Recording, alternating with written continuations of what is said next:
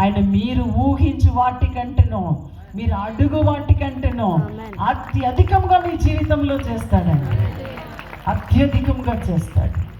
మనం ఊహించేది ఒక మార్గంగా ఉంటుంది, అది పెద్ద మార్గంగా ఉంటుంది. ఇప్పుడు నేను మాత్రం వెళ్ళి ఉంటే 26-28 గంటలు నేను ప్రయాణం చేయాలి. కానీ దేవుడు ఎంత సులభం చేశాడు.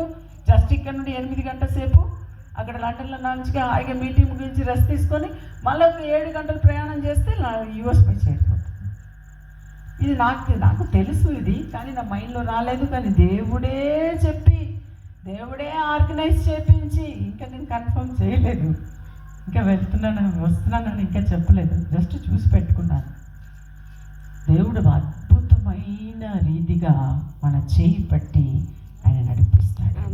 అందుకే కీర్తన 119-173లో ఉంది, నేను నీ ఉపదేశములను కోరుకొని ఉన్నాను, నీ చేయి నాకు సహాయమగును. నీ